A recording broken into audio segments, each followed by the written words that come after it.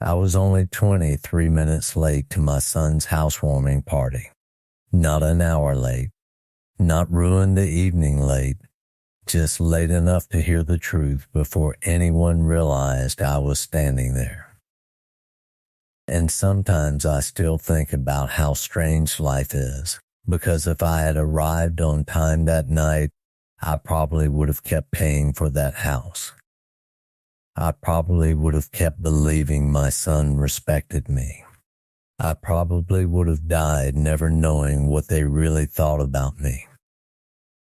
The neighborhood lights were still hanging from the autumn festival when I pulled into the subdivision, white bulbs glowing softly against the October dark. I remember sitting in my truck for a few seconds with the engine running. On the passenger seat beside me was a framed photograph of my wife, Carol. She'd been gone for 2 years by then. Cancer. 38 years of marriage reduced to framed pictures. Quiet rooms and habits your body still keeps even after the person is gone. The picture had been taken in 1987 outside our first home. Carol standing in the doorway laughing, one hand resting against the frame like she was welcoming the whole world inside. I'd spent 3 weeks getting it restored and framed in oak wood to match the mantel in my son's new house. I thought it would mean something to him. I thought maybe having his mother there in some small way would make the house feel like home. I grabbed the photograph carefully and walked toward the front door. Music drifted through the windows. Laughter. Glasses clinking. The kind of sound people make when they already feel safe with each other. The front door was unlocked. Of course it was. It was a party. People coming and going. I opened it quietly, planning to slip inside without interrupting anything. That's when I heard her voice. My daughter-in-law. Bright, confident, performing for the room. She raised her wine glass and smiled. To this beautiful house people cheered softly. Then she laughed, and to finally being free of obligation. The room burst into laughter. One man bent forward so hard he nearly spilled his drink. Someone slapped the kitchen counter, and then she said the sentence that changed everything. Raymond can keep writing his checks from across town and keep his opinions there too. More laughter. Louder this time. I looked across the room searching for my son, and there he was, relaxed against the couch cushions, smiling, comfortable, like humiliating me was the funniest thing he'd heard all night. Then he raised his own glass and said, "Amen to that." Best investment he ever made. I don't remember breathing after that. I just remember the sudden weight of the picture frame in my hands. Carol smiling up at me from behind the glass, completely unaware that somewhere along the way our son had stopped seeing me as his father and started seeing me as an ATM. I stood there for maybe 4 seconds, 5 at most, long enough for everything inside me to rearrange itself. Then I quietly stepped back outside. I closed the door as gently as I'd opened it. Nobody noticed I'd been there. I walked back to my truck, set the framed picture carefully onto the passenger seat, and drove away. I don't even remember the drive. 1 second I was outside my son's house. The next I was sitting alone beneath a flickering Walgreens sign at 10:47 p.m. with the engine still running. My hands were shaking so badly I almost dropped the photograph. I stared at Carol's face for a long time. Then I opened my banking app. 36 payments. Every month for 3 years, $3,200 transferred automatically into my son's account. Each payment labeled exactly the same way. Mortgage support loan. I remember staring at that word, loan, because suddenly I understood something terrifying. To me, those payments represented sacrifice. To them, they represented entitlement. I pulled up the original email thread from 2 years earlier, the night my son called me saying they were about to lose financing on the house. I could still remember his voice trembling on the phone. "Dad, if this falls through, we lose everything."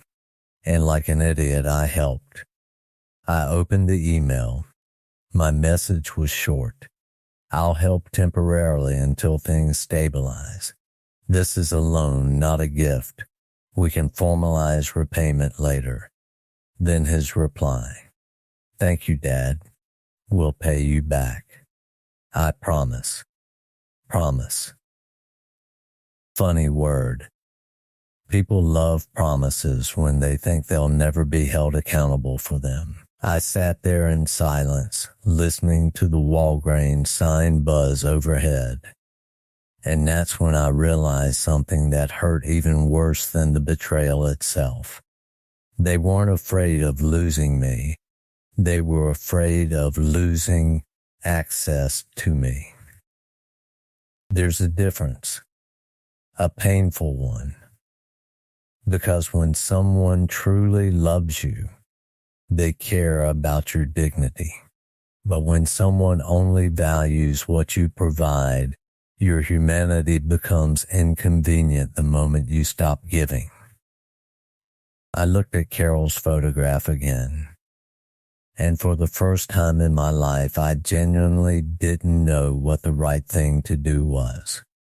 Part of me wanted to pretend I'd never heard any of it. Go home, stay quiet, keep the peace. But another part of me kept replaying my son's voice. Best investment he ever made. Investment. Not father. Not family. Investment. And sitting there alone in that parking lot, I realized something else. Sometimes betrayal doesn't break your heart immediately. Sometimes it simply removes the illusion that your heart was safe in the first place. The next morning, I called my attorney before I even made coffee. Frank Delgado.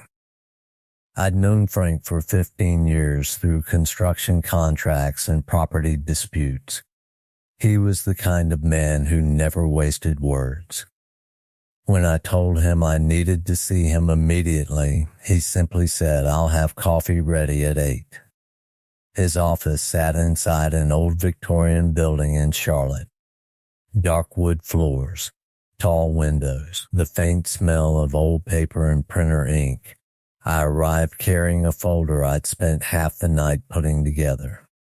Bank statements, transfer records, emails, screenshots, every payment highlighted in yellow. I hadn't slept much. Because once betrayal enters your mind, your brain starts replaying every memory differently. Every dinner, every thank you, every smile.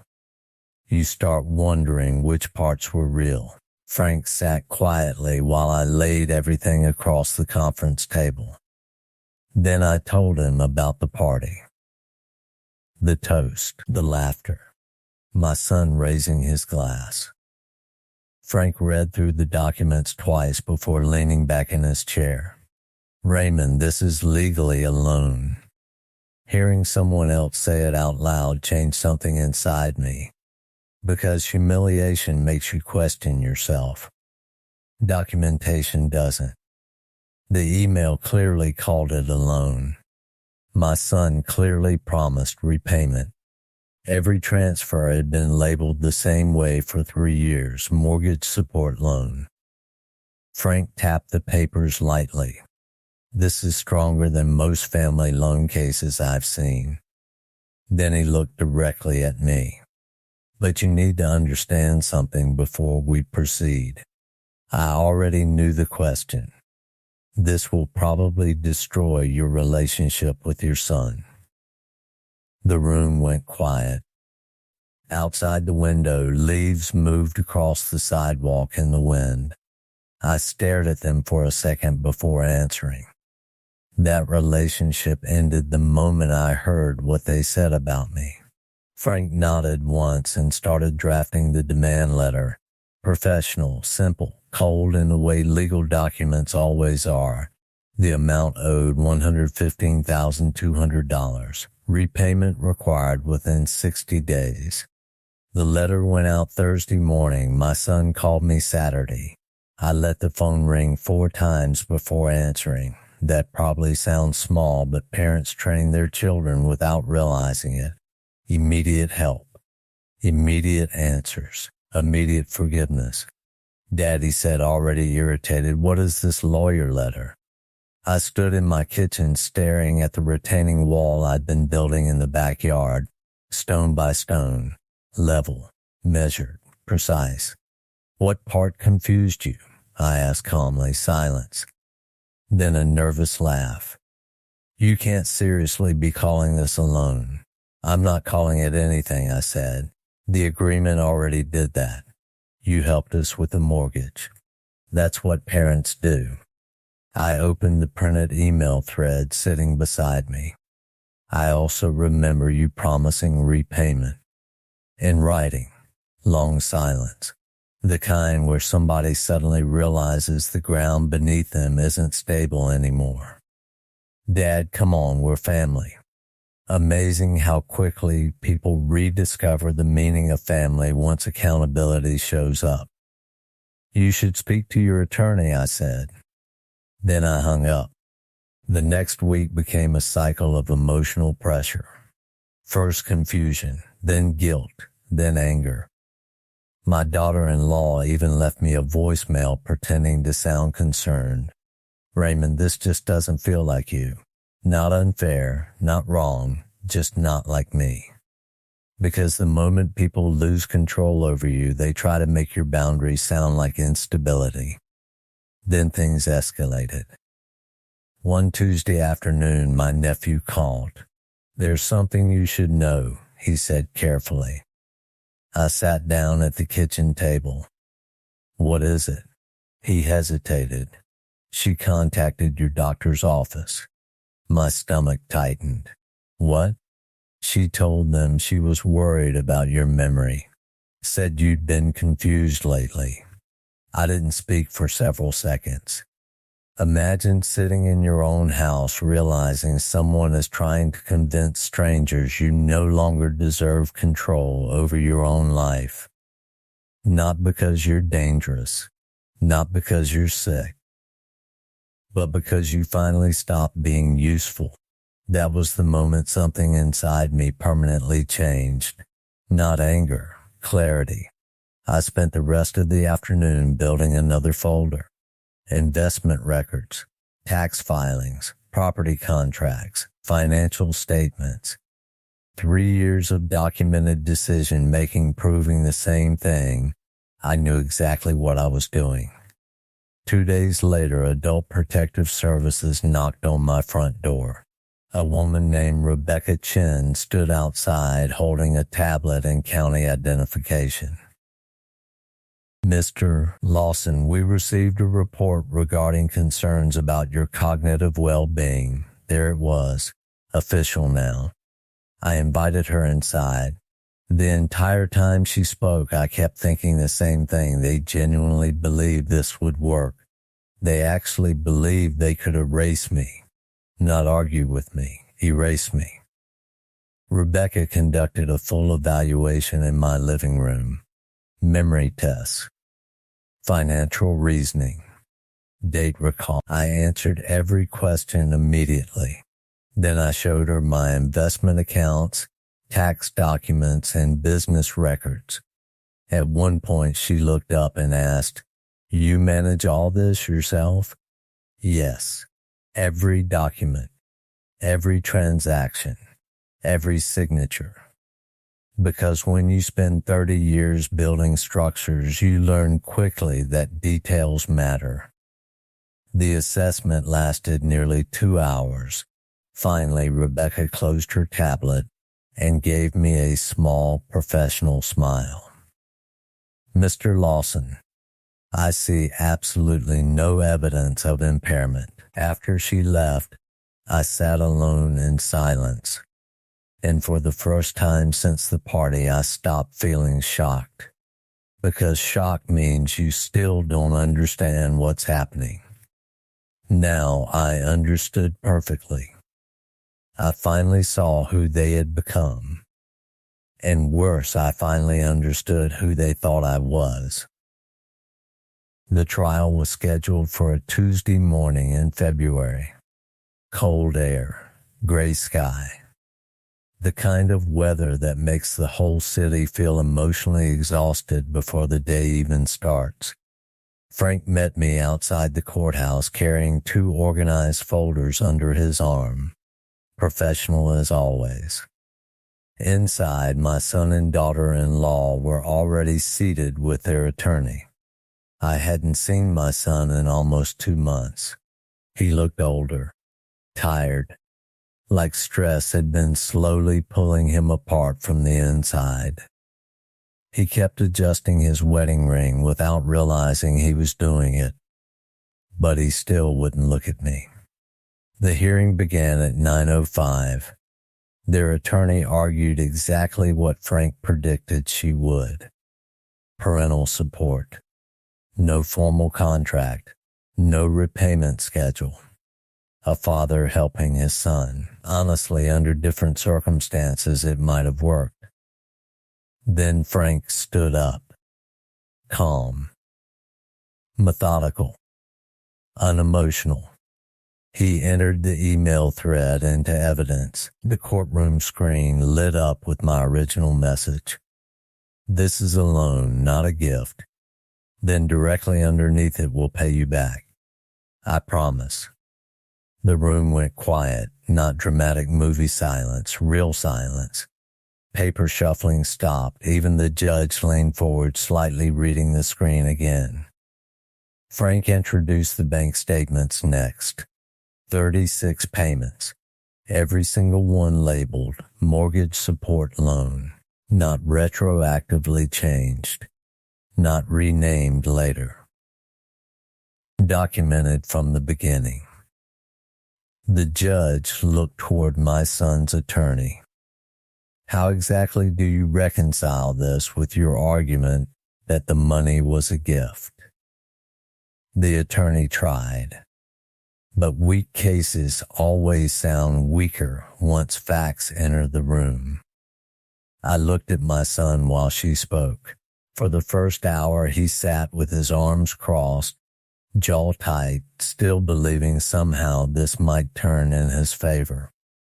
But once the emails appeared on the screen, something changed. He stopped looking confident, stopped looking angry. He just looked scared, like someone realizing too late that reality keeps records. 2 hours later, the judge returned with her ruling. Her voice was calm and direct. The evidence clearly establishes a documented loan agreement. Then came the number. $115,200 plus interest. Repayment through structured installments or forced liquidation of the property.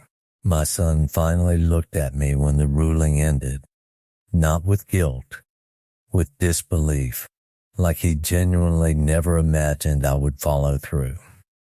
Outside the courthouse, cold wind moved through the steps between us. My daughter-in-law stared at the ground silently while their attorney explained appeal options. Then my son looked at me and said, "You destroyed your own family over money." I remember studying his face for a second before answering, because the strangest part about betrayal is realizing the other person often sees themselves as the victim. "I didn't destroy anything," I said quietly. "I just stopped pretending not to hear the truth." He shook his head. "You had more money than you'll ever need." That line stayed with me. Because people always say that when they want your boundaries to disappear, as if financial stability somehow cancels out disrespect. I took a slow breath and looked directly at him. For 3 years I helped you build a life, I said, and somewhere along the way you stopped seeing me as a father. The wind pushed between us again. Neither of us spoke. Then he asked the question I think he'd been avoiding from the beginning. So that's it? I thought about Carol, about the framed photograph still sitting in my hallway closet, about that October night outside the party, about hearing my own son laugh while another room full of people laughed at me too. And honestly, part of me still wanted him to say something real, something honest. But some people only apologize once consequences arrive. And by then, the apology isn't about remorse. It's about survival.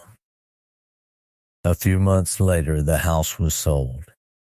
The marriage didn't survive much longer after that. I heard through my nephew that they'd separated quietly.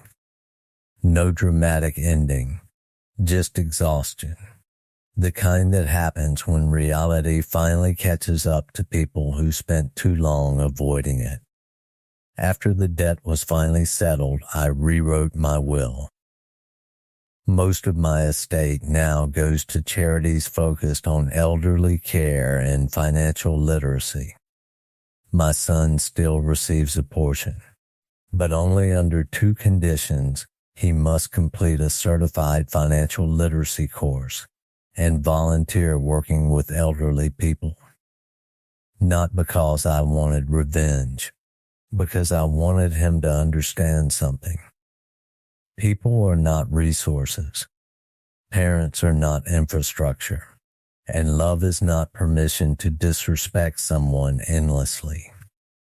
Sometimes I still sit in my living room at night looking at Carol's photograph above the mantel, her hand resting against that old doorway, laughing, frozen in a moment that existed long before any of this happened. And sometimes I wonder what she would have said about all of it. Maybe she would have forgiven him faster than I could.